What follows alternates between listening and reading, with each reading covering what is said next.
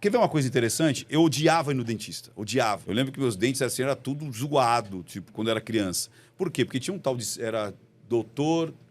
Sebastião... Não, Sebastião é o legal. Era doutor, esqueci. Era um doutor qualquer coisa lá. E o cara era muito violento. O cara era, sabe, botava o negócio na boca. Carniceiros. Ele abria. Eu lembro que eu mordi a mão dele, ele falou, eu não quero mais tratar desse moleque, que eu arranquei quase o dedo dele.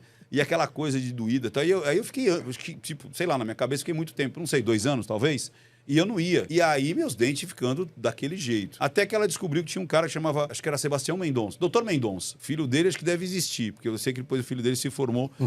Eu já contei algumas... Acho que eu nem contei isso aqui. Esse eu também queria saber se existia, cara. Doutor Mendonça. Eu tento procurar os amigos antigos. Doutor Mendonça. Mas não tem nome completo. Esse provavelmente já faleceu, porque ele já era um pouco mais coroa e tal. Esse cara tinha uma didática. Quer dizer, agora olhando pra trás, o consultório dele era isso aqui, ó. Isso que vocês estão vendo aqui. Era cheio de brinquedos. Tudo bem, não é brinquedo. São coleção. São toys, né? Mas imagina brinquedos. Tinha um monte de brinquedo. Então você entrava na primeira sessão, você não ia fazer nada. Você só ia brincar. Só que você brincava no meio, aqui ficava a mesa. Então tinha uma criança lá, e você aqui, daqui a pouco você olhava. Tipo, você quer ver? Olha. Aí você ficava olhando. Que massinha que você quer? Aí você escolhia a cor da massinha. Aí colocava. Aí saía a criança. Aí daqui a pouco você tá ali. Agora é você, Tinha vem um bom cá. tato com as crianças, né? Não, e as crianças ficavam ali. Sabia fazer a linguagem das crianças. Não, e deixava. Né? Ele não falava agora você não. Aí daqui a pouco, aí você via que ninguém chorava, que a criança vinha contente, saía, tal, não sei o quê. Aí chega uma hora que fala assim, agora você quer a sua vez? A criança, quero. Você entendeu? A criança com vontade. Porque ele brincava com a água, ele catava o negócio de... Mas é igual o Vira um veterinário, passeio, não é? né? Virava um passeio. Virava um passeio. Então, além passeio. dos brinquedos das outras crianças, ele brincava com aquele negocinho de ar, ele brincava com o negocinho de espirrar água, ele dava brinquedo no final. Sabe esses brinquedos de R$1,99? Ele dava brinquedo no final. Então, todo mundo que sentava na cadeira e deixava fazer alguma coisa, levava lá um brinquedinho. Então, as crianças que estavam ali embora, daqui a pouco eles... e a minha vez? Eu quero ir! Então, existia um ao contrário. Tudo isso é a linguagem silenciosa. Não é o que você diz. É como você diz. É aí que está a grande sacada. Porque falar por falar é uma comunicação. Por exemplo, se eu chegar e falar assim, o Irã chegou à festa. É uma informação. Se eu falar assim, o Irã chegou à festa. O Irã chegou à festa. O Irã chegou à festa. O Irã chegou à festa. É a mesma comunicação? Não é. Não é. Completamente diferente. A frase é a mesma. A semântica é a mesma. Olha que loucura. A semântica das palavras é a mesma.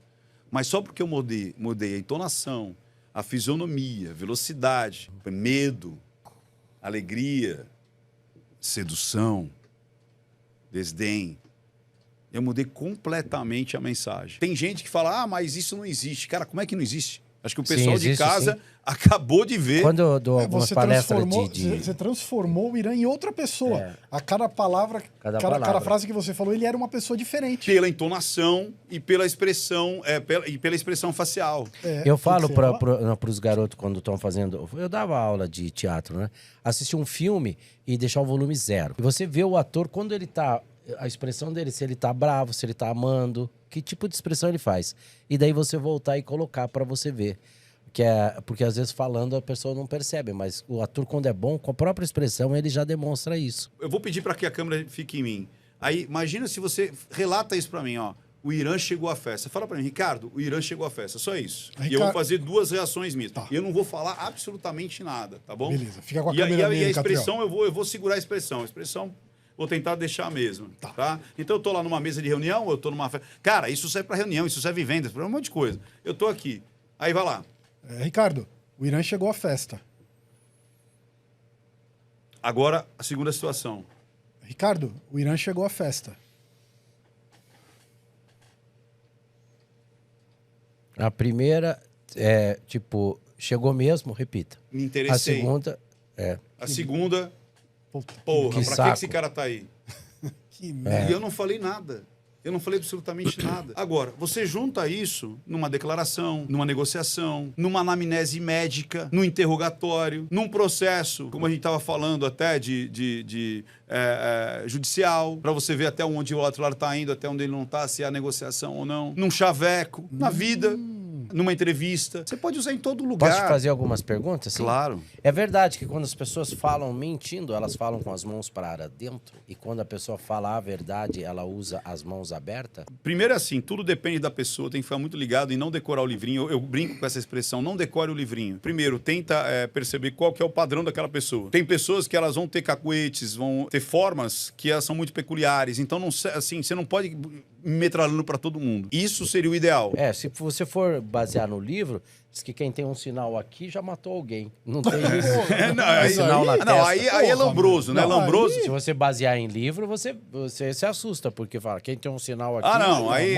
Aí tem um Lambroso, em 1800, acho que 70, alguma coisa assim. Se for o baseado desenho nisso, do corpo, o desenho da cabeça, da testa. A pessoa tem mais propensão a isso ou aquilo. Cara, pelo amor de Deus, você isso é pode olhar Lambroso, isso aí... existe. Não, a genética é diferente da personalidade. Não tem... Então, gêmeos idênticos, univitelinos, teriam que ter o mesmo temperamento. Tem? Não tem. Completamente diferente. Completamente diferentes, entendeu? Quem tem gêmeos sabe que gêmeos univitelinos, eles tinham o mesmo temperamento? Não. Até bebês, você percebe que eles têm já temperamentos natos. Um é mais quietinho, um é mais... E outro, acabou de parir, os dois tiveram a mesma gestação, estavam no mesmo lugarzinho.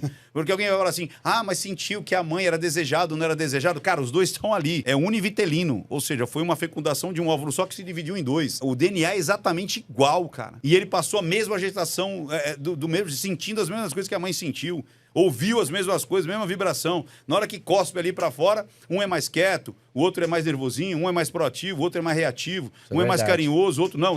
Ou não é assim? Então, quer dizer, tem coisas que são natas. A gente aprende também com o meio, mas tem coisas que já vêm da gente. E ninguém sabe de onde vem. Essa que é a verdade. Tem muitos que falam assim, isso é temperamento. Tá, e de onde vem o temperamento se aquela porrinha de 23 cromossomos, com 23 cromossomos do óvulo, não tinha nenhuma terminação nervosa e você já vem com comportamentos enraigados dentro de você que você... De onde veio? Até as próprias expressões. Eu tenho uma foto de uma menininha que tá de 5 dias na UTI, ela tá sorrindo. Cegos de nascença, eles têm as mesmas expressões quando estão felizes, quando eles estão tristes. Quando eles estão, sabe, com tesão da vitória ali.